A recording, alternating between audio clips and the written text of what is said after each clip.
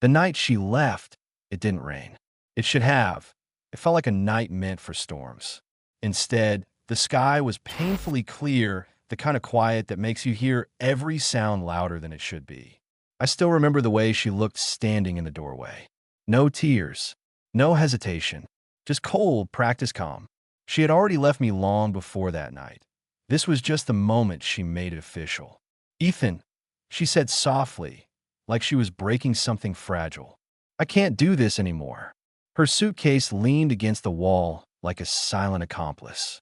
I stood there, hands numb, staring at the woman I'd once sworn I'd build a future with. "What do you mean you can't?" Her eyes flicked away, just for a second. That's when I knew it wasn't about can't.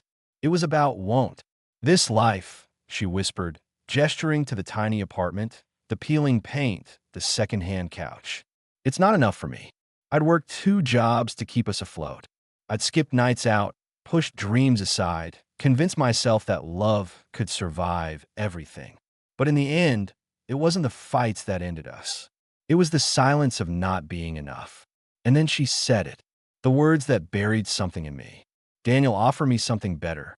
Daniel, the man with the luxury car, the penthouse view, the kind of smile that came from never having to check a price tag. She met him at one of those charity dinners she'd insisted on dragging me to. Back then, she'd said, we should learn how successful people live. It'll motivate us. I didn't know she meant she wanted to live with one of them. "I love you," I said. The words came out like a plea, raw and pathetic. "Doesn't that matter?" For a moment, something flickered in her eyes. Regret? Guilt? I'll never know. But then it was gone. "Love doesn't pay bills, Ethan." She left without looking back. The door clicked shut like a lock, turning on everything I thought was solid. The days after she left blurred together. Work, sleep, silence. Work. It's strange how time stretches when the person you built your future around decides to take theirs somewhere richer. I saw her once, 2 weeks after. She was in the passenger seat of his car, a glossy black Mercedes that probably cost more than my entire yearly income. She was laughing, not the quiet laugh she used to have with me. This was louder, sharper, like she wanted the world to hear. I was walking home with a bag of cheap groceries, rain starting to fall. She didn't see me. Or maybe she did and pretended not to. Either way, the hurt was the same. I won't pretend I was noble after that. I was angry. I was humiliated. I told myself she'd regret it one day. But at the same time, some dark part of me believed maybe she was right. Maybe love wasn't enough. Maybe I was destined to always be the man women left behind when someone better came along. But life has a way of making quiet promises to the broken. One night, about a month later, I found myself sitting on the cold floor of my apartment, surrounded by bills, half-empty takeout containers, and the deafening sound of nothing. I was broke, not just in my wallet, but in my spirit. And then, like some part of me refused to die, a small voice whispered inside me, "This is not the end." I grabbed an old notebook, and it were sketches and scribbles from years ago, business ideas, concepts, dreams I'd shelved to be realistic. That night, something shifted. I was done trying to build a life that made other people comfortable. I was going to build something for me. The climb wasn't cinematic. There was no montage of quick victories. It was slow, brutal. Months of rejections, sleepless nights, cheap coffee, and mistakes that cost more than I could afford. But I learned. I failed better. And somewhere in that chaos, things began to work. My idea, a logistics automation platform, started gaining traction. At first, it was just a few local clients. Then investors. Then headlines. I went from that tiny peeling apartment to a small office. From silence to a team of 10. From counting coins to signing contracts. And through it all, I remembered her laughter in that Mercedes. Not with bitterness, but with focus. 3 years passed. The company grew faster than I could have imagined. And one night, as I stepped out of a black car with my name on the company, wearing a tailored suit I'd once thought only belonged to men like Daniel, I realized something. The pain she left me with had turned into power. Karma doesn't always come with thunder. Sometimes it arrives quietly, patient, waiting for its perfect moment. And mine was coming. It happened at a charity gala. One of those glittering, champagne-soaked events she used to drag me to when I was invisible. This time, I wasn't invisible. I was on the guest list, and she was there, standing beside him, Daniel, wearing a dress worth more than my old car. Her hair perfect, her smile practiced. But when her eyes met mine, something flickered. Not love, recognition. I wasn't the man holding bags of cheap groceries anymore. I wasn't the man she left behind. I was the man who had built everything she thought she'd only find with someone else. And for the first time since she walked away, it wasn't my heart that ached. It was hers.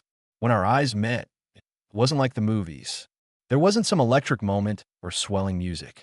It was quiet, sharp, like a blade sliding against glass. She blinked first. That told me everything. Her hand was looped through Daniel's arm, but her posture changed the moment she saw me. It wasn't confidence anymore.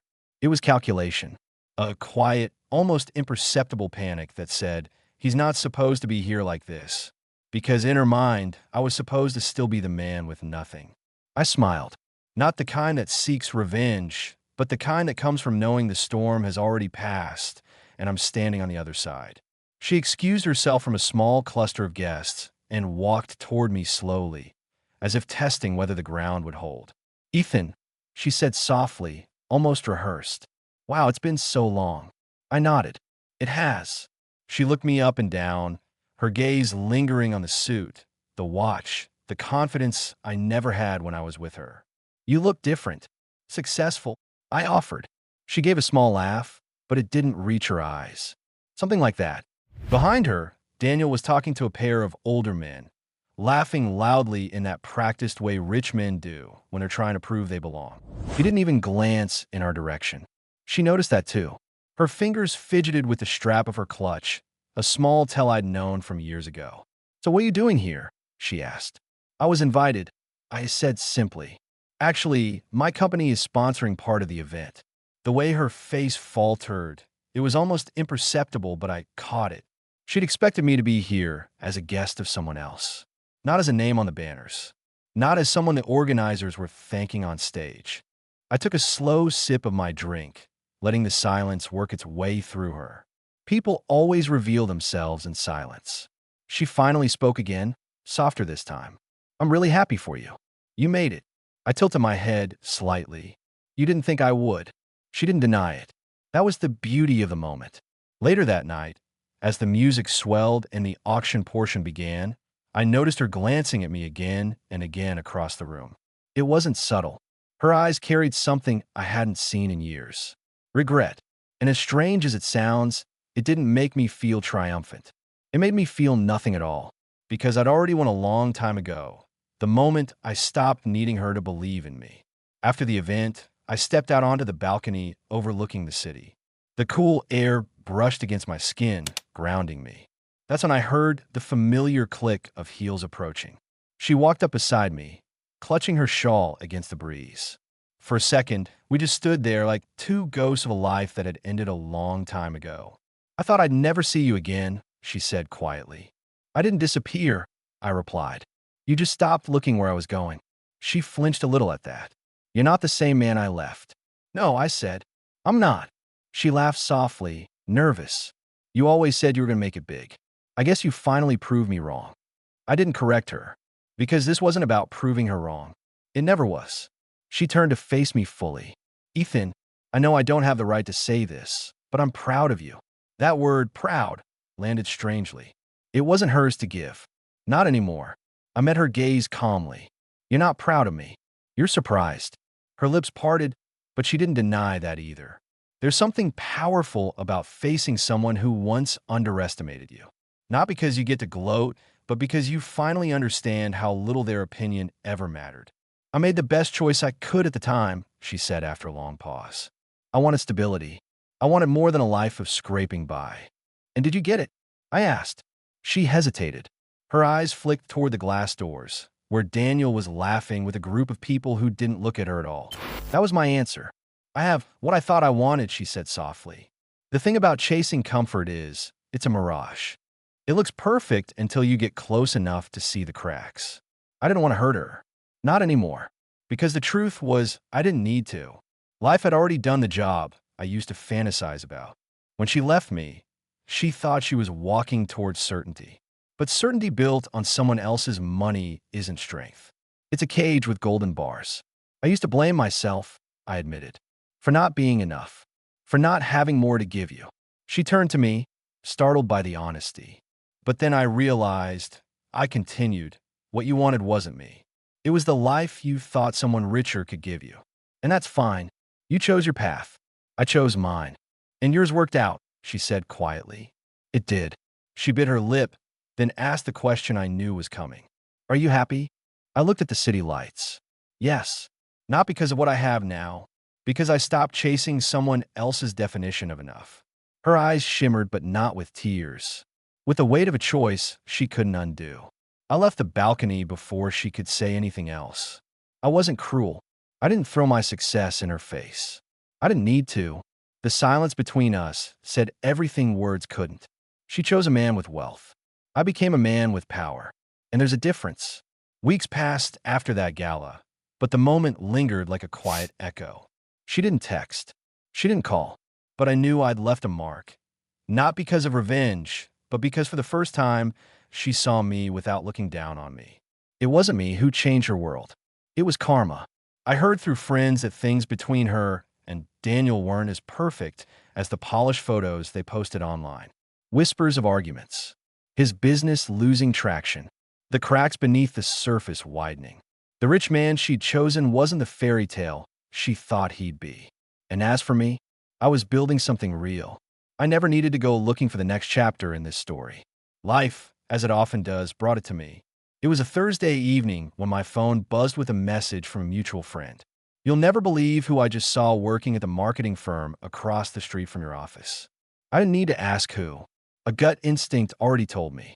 She'd always dreamed of luxury, the kind of life where every dinner was plated like art and every problem could be solved with a card swipe. She'd followed Daniel into that world like a moth chasing a flame. But flames burn out. I glanced out of my office window, down to the busy street below, and there she was. Same long hair, same familiar walk, but she looked different. Not polished, not glowing, just tired. She wore a simple blazer and carried a tote bag that had lost its shine. It hit me then. Wealth can make you look invincible, but when it leaves, it strips everything down to the bone. I didn't see her again for weeks, but I didn't need to. Whispers travel fast in circles like ours. Daniel's business was struggling. Some bad investments, some shady partnerships. The man who once seemed untouchable was now scrambling. And with every new rumor, I thought less and less about revenge and more about how inevitable it had all been. She had built her world on his money. When his world cracked, hers went down with it. Our paths crossed again on a rainy evening. The kind of rain that soaks through your clothes before you realize it's too late to run.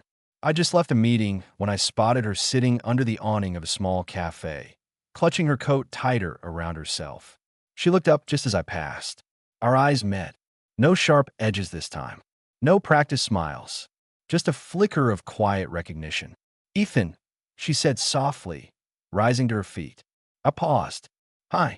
Her hair was damp, her mascara slightly smudged, but it wasn't the rain that made her look smaller.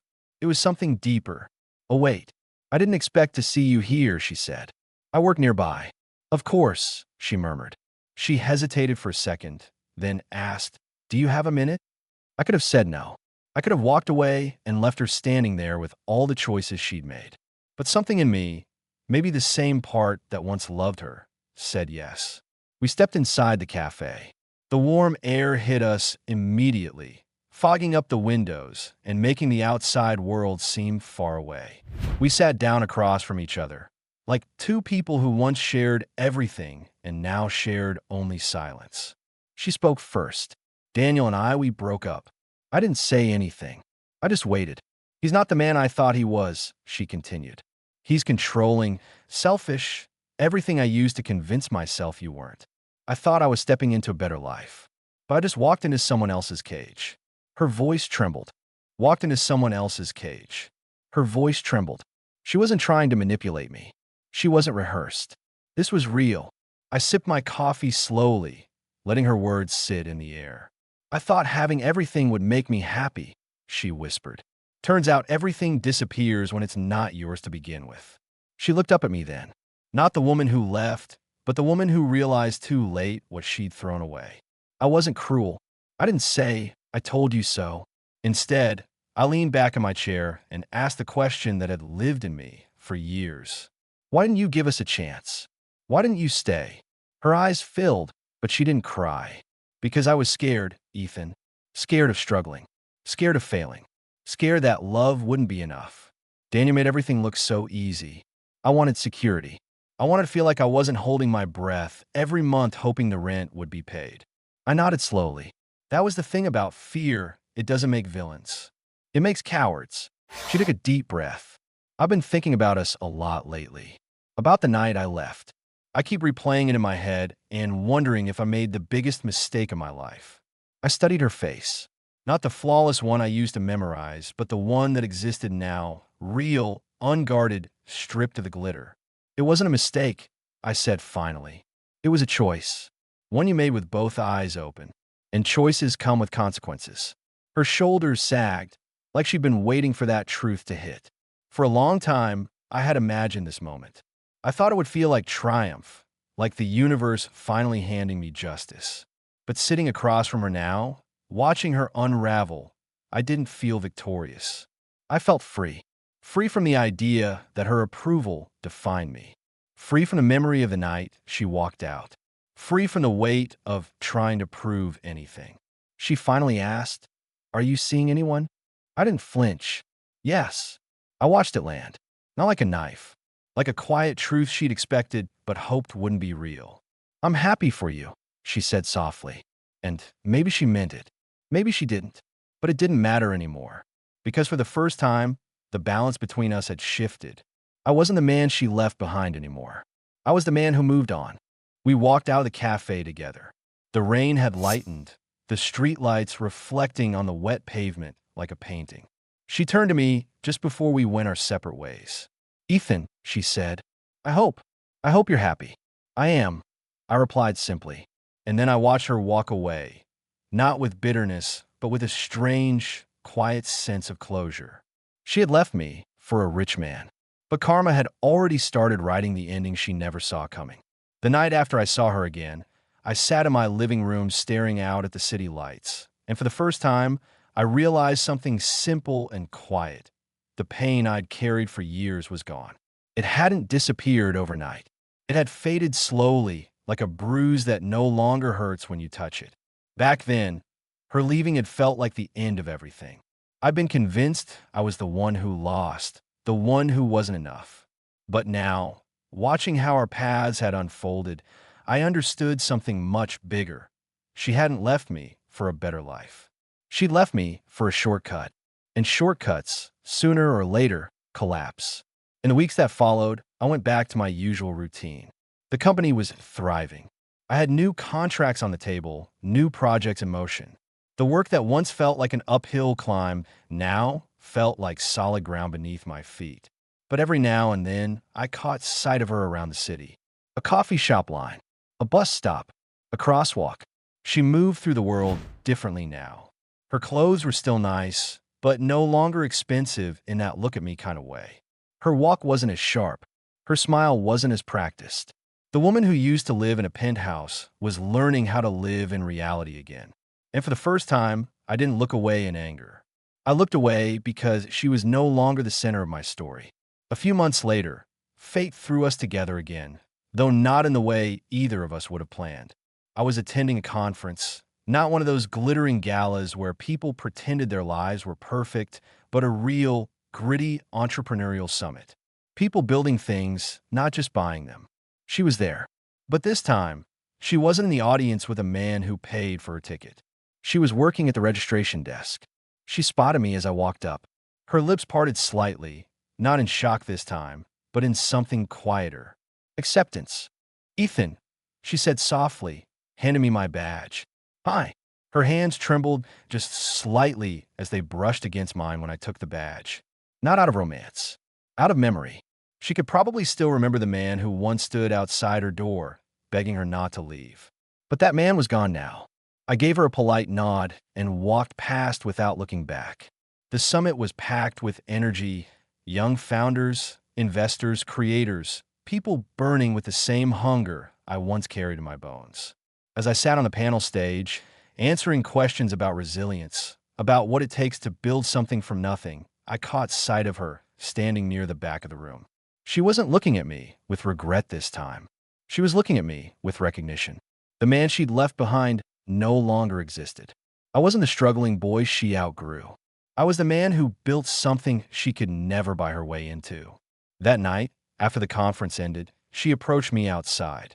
No mascara, no high heels, no diamond earrings. Just her, the real her. "Can we talk?" she asked. I nodded. We found a quiet corner of the lobby, away from the noise and the people congratulating me. She kept her hands clasped together tightly, like someone who wasn't used to being this vulnerable. "You're doing well," she said finally. "I am. I saw your interview last month. Your company's everywhere. You've become everything you said you would." I nodded again. "Yeah, I work for it." The silence between us grew thick, not bitter, just heavy with everything that had been left unsaid over the years. "Ethan," she said slowly, "do you ever think about us? About what could have happened if I'd stayed?" I looked at her carefully. Once upon a time, I would have clung to that question like it was oxygen.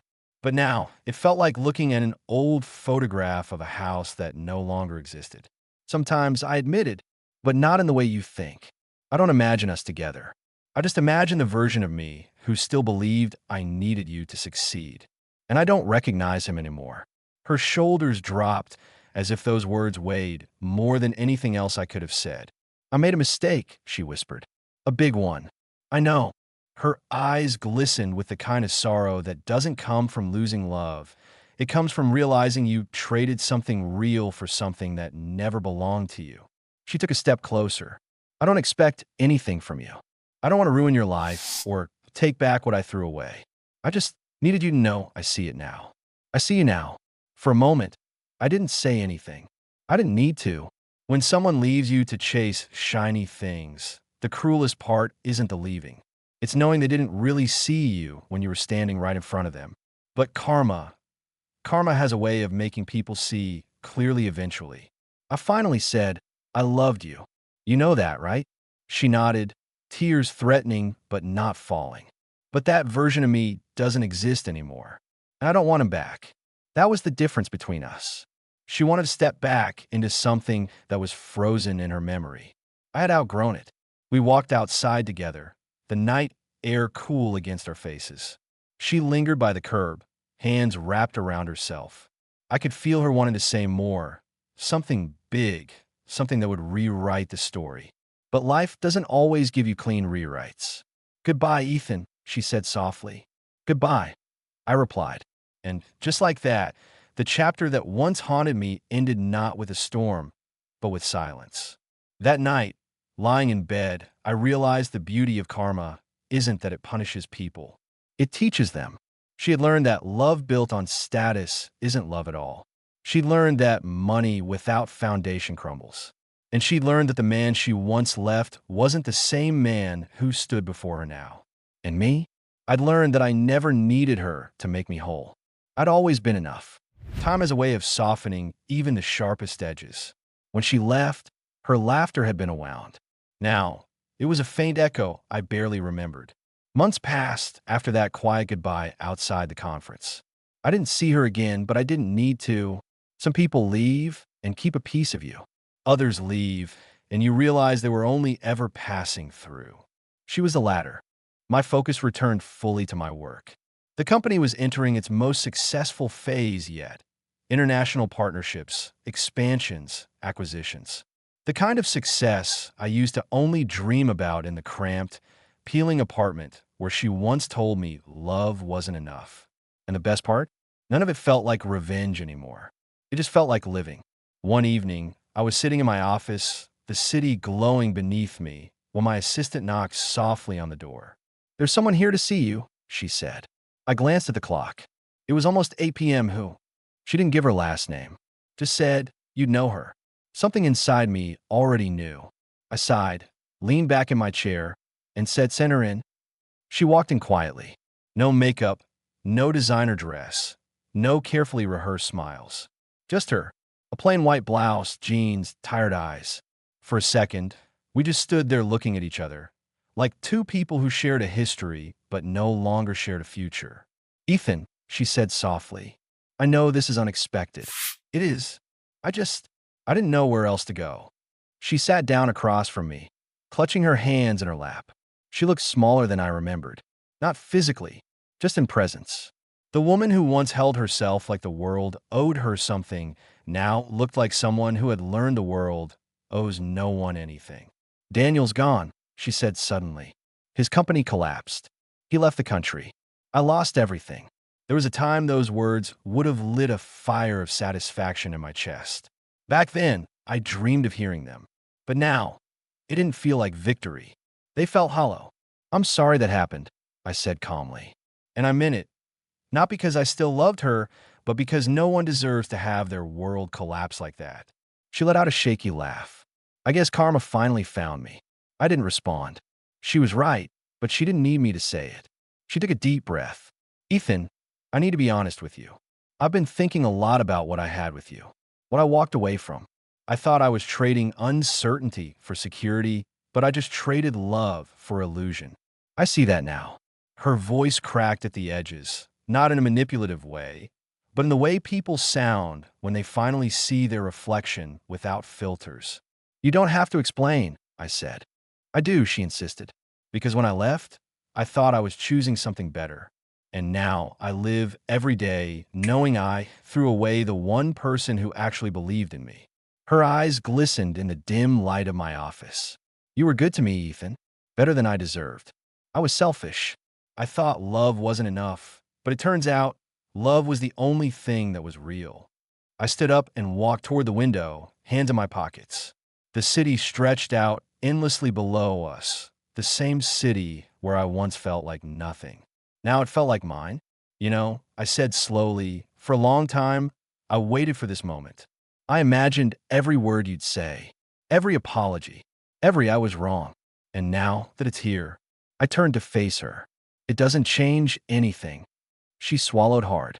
I know, people think karma is about punishment, I continued. But it's not. It's about balance. You made a choice back then, and so did I. And those choices brought us here. Tears slid down her cheeks now, quiet and unforced. I'm not here to ask for anything. I just needed to tell you. I regret it. All of it. Her words didn't sting. They didn't heal either. They just landed. I walked back to my desk and sat down. I believe you, I said softly. She nodded slowly, wiping her eyes. I'm glad you built this life, she whispered. You deserve it. Every piece of it. There was silence between us for a long moment. Not awkward, just final. As she stood to leave, she paused at the door and turned back to me. I hope you find someone who doesn't walk away when things get hard. I already did, I said. The smile that flickered on my face wasn't to hurt her. It was simply the truth. I had met someone months earlier, a woman who believed in me when I didn't need to prove anything.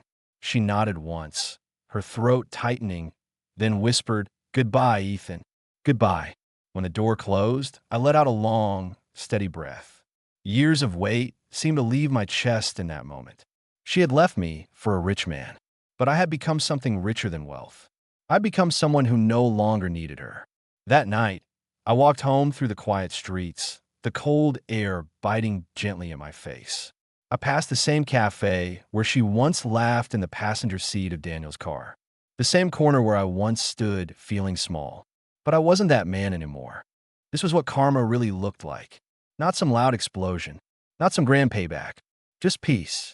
The night she walked out of my office felt like closing a chapter I'd kept open for far too long. No slamming doors, no bitter words, just silence and the sound of something inside me finally letting go. I remember standing by that same window, watching her disappear into the rain-soaked streets below. Years ago, that sight would have torn me apart. Now, it was just another quiet moment in a life that no longer revolved around her. Karma didn't come dressed like revenge. It came wearing calm. 2 weeks later, I got invited to a high-profile charity gala downtown. It wasn't the kind of event I used to be welcomed at back then, when I was scraping coins together to make rent and wearing thrift store suits. This time, I was the keynote donor. The venue was stunning. A ballroom wrapped in crystal lights, polished marble floors, and a low hum of conversations carried over soft music. I stepped inside in a tailored black suit, and for a brief moment, I thought of the boy I used to be. The one who once dreamed about nights like this, but never imagined he'd be the one people were here to meet. It wasn't about proving anything anymore. It was about living the life I built with my own hands. Halfway through the evening, as champagne glasses clinked and cameras flashed, I caught a glimpse of her in the crowd. She wasn't the woman who used to glow like a polished diamond under these lights. She stood near the corner, quiet, alone. Her dress was elegant, but simpler than before. Her hair was pulled back, no longer perfectly styled, just practical. For a heartbeat, the room fell away, and it was just the two of us again. Not lovers, not enemies, just two people who had taken very different roads to end up in the same room. She saw me too, and I saw the flash of emotions in her eyes, surprise, then hesitation, then something like quiet acceptance. She didn't approach. Neither did I. Later that night, when the speeches ended and the dance floor opened, I stood near the balcony overlooking the city. That's when I felt her presence behind me. Ethan. Her voice was soft, not the sharp, confident tone she once used when she was with him. I turned, and there she was. The city lights reflected faintly in her eyes. "You look different," she said. "I am," I replied simply. She let out a short, sad laugh. "Yeah, I guess we both are." For a moment, we just stood there. No fireworks, no tension, just the weight of shared history hanging quietly in the night air. "I didn't expect to see you here," she admitted. "I didn't expect you to talk to me," I answered. She exhaled, her breath visible in the cool air. "I wasn't sure if I should." "Why?" "Because I don't know where I stand with you anymore," she whispered. "Once, you would have done anything to keep me. And now, I can't even tell if you feel anything at all." I didn't respond right away. I watched the city below us, the same city that once made me feel invisible. "I used to feel everything," I said finally. "Anger, regret, bitterness. But all of that burned away the day I realized I didn't need your approval to define my worth." She swallowed hard. Her voice trembled when she said, "I see that now." We walked out onto the balcony together, the music fading behind us. She leaned on the railing, her fingers tracing the cold metal. "Do you ever wonder what would have happened if I'd stayed?" she asked. I admitted. I used to play that scene in my head every night. But now, I don't need the what if. I have the what is, and I like it better. She looked at me with something between admiration and sorrow. "You built everything you said you would, and I lost everything I thought I had." "It happens," I said softly. "Sometimes we trade gold for glitter and realize too late which one mattered." Her eyes welled, but she didn't let the tears fall. She wasn't looking for pity. She was finally seeing clearly. "I hope," she said quietly, "that the woman you're with now knows how lucky she is." "She does," I answered. She smiled faintly, the kind of smile that isn't about joy, but about letting go. "You were always meant to shine," she whispered. I just couldn't see it back then. I was too busy chasing shadows. And now I see it. And I see that I was wrong. The song inside shifted to something slow, almost cinematic. I expected her to turn away then, but she didn't. "Ethan," she said softly, "can I ask you something?" "Go ahead." "Do you hate me?" I took a breath. The question hung between us like smoke. "I don't," I said finally. "I don't hate you. I just stopped needing you to be part of my story." Her lips parted slightly, as if those words struck deeper than anything else I could have said. "That's fair," she whispered. The night carried on. People danced, laughed, lived, and we stood there, not lovers, not enemies, not anything that needed to be defined. She eventually turned to leave. "Good night, Ethan. Good night."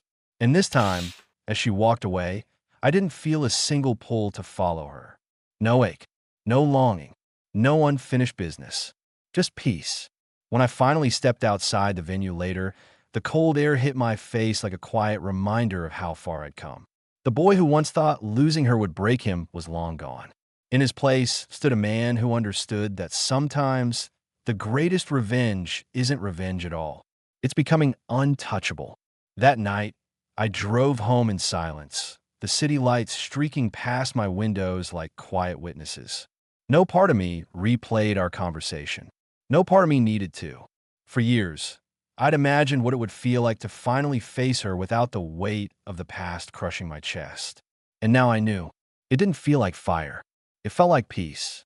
I parked outside my house, the one I bought without a single borrowed dollar, the one that stood as proof that every sleepless night, every slammed door, every you'll never make it had turned into brick and stone. Inside, the living room glowed with warm light. Elena was curled up on the couch, reading. She looked up when I walked in, and that small smile of hers, real, unforced, hit me deeper than any grand gesture ever could. "You're late," she said gently. "Yeah," I exhaled. "Ran into a ghost tonight." She tilted her head, curious but not intrusive. That was the thing about Elena. She never asked questions to dig at wounds.